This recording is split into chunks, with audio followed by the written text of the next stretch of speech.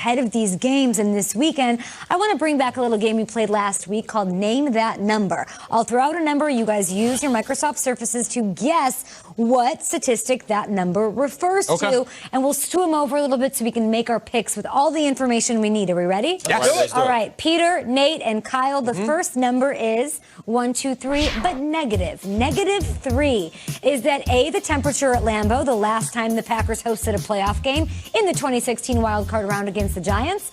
Is it B, the Chiefs' total yards in the fourth quarter of their Week 6 matchup against the Texans?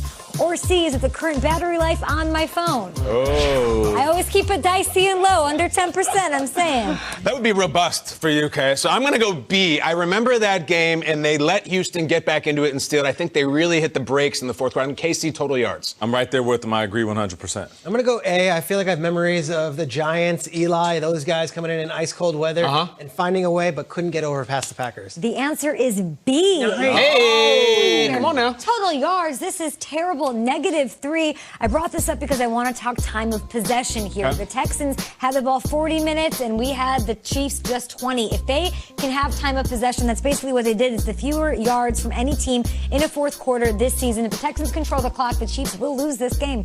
No doubt. No doubt. Those are the guys. They had the ball for 13 minutes in the fourth quarter. Okay, Shady. Next up, the number is 1,073. Is that A, Marshawn Lynch's career rushing yards against Green Bay, including the playoffs? B, the number of times Kyle Brandt has made an inappropriate comment, joke, or uncomfortable moment based on Jimmy Garoppolo on this very television program? Or C, Derrick Henry's rushing yards in the second half alone this season? A, B, or C, gentlemen? I'm going to go with C. I feel like he gets cooking towards the second half of the season. He really turns it up. I'm going with C. I'm going with C as well. I feel like Derrick Henry put on a show towards the end of this season and has only gotten better in the playoffs. I'm going C, Derrick Henry. Well, it can't be B because that number is 0 inappropriate. If me saying I want to spread the Niners quarterback on a cracker is inappropriate, I don't want to be appropriate. That's fine. The answer is C. Yeah! Crushing it right now. You guys read the packet, didn't you? No, of course. I love it. This is the most by any running back since 1998. I mean, obviously, this is the importance of the Ravens getting off to a hot start. You have to make the Titans, play catch and throw it. He's not supposed to run like that. Is a key, and I sure don't know how he's that big and runs that way. Oh, my God. Bob Sapp. Somebody bring him down. Next up, gentlemen, the number is 6. Okay? 6. Is 6 Raheem Mostert's career yards per carry? Is it Jimmy Graham's career touchdowns against his former team, the Seahawks? Or is it C, the number of different hashtags trending involving Prince Harry and Meghan Markle? I'm still Team Pippa, wherever she is, but I'm gonna go with A. I think Mostert's been getting after it. 6 is robust, but I think he can back it up. Yeah, he's been surfing his way to a pretty good average. I'm going with Raheem. I'm going with B. I think Jimmy Graham has had a long storied career, and it doesn't just involve those Seahawks years.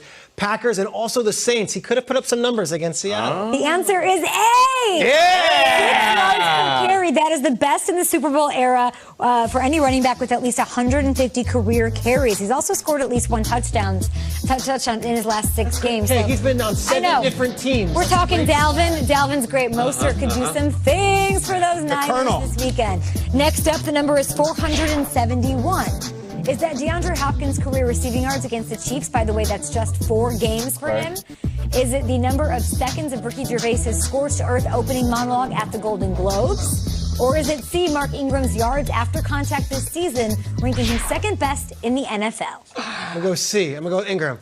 I feel like Ingram this year was bouncing off players, and that's why he's always in that angry rum segment. His best work is after the line of scrimmage when he takes that hit and keeps on going. Mark Ingram, C. I feel like certain receivers cook against certain teams. I'm going with D-Hop up against the Chiefs, putting up numbers. The movie Cats was the worst thing to happen to cats since dogs. I'm going to hope it's Gervais. Killed it. You don't want to do the Judi Dench one? You don't. I can, Kay. Hold on a second. Don't do it. You're right.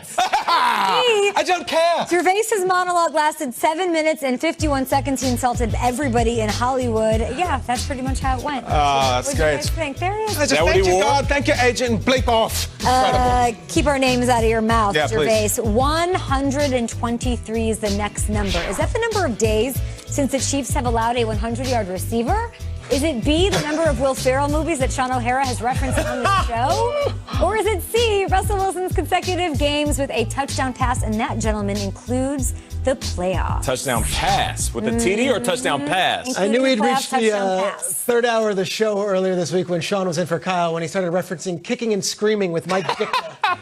Great Will Ferrell film. I mean, Sean O'Hara goes deep on the IMDb page of Will Ferrell. He'll quote Bewitched. He goes deep. Bewitched. Land of the Lost he can go, but I think that number is, Sean O'Hara's number is probably way too high, right? I still go A. I'm going to go KC, 100-yard receiver. I feel one of the most underappreciated defenses. I'm going KC. Guys, it was week 1. You guys were both right. Shrakes is the only game you've ever lost in the history of Good Morning Football. It was week 1. DJ Chark, the only wide receiver to have 100 all year. They held DeAndre to 55 in their first matchup, and they've got him again this week. They faced Keenan Allen, guys like Julian Edelman, Stephon Diggs, Kenny Golladay. Number 1 awesome wide receivers. None of them had 100 yards. They're going streaking. Their defense has been you better. could say. Bewitched. How about the number 6? Is 6?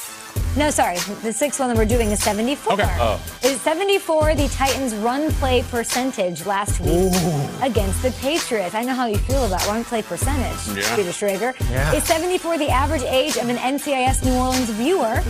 Or is it C, Russell Wilson's career passer rating against the Packers? Is the New Orleans one with LL and O'Donnell? Is that one? I think the elderly love. Is that the O'Donnell. one with Bow Wow? Is that what? Bow Wow's in one?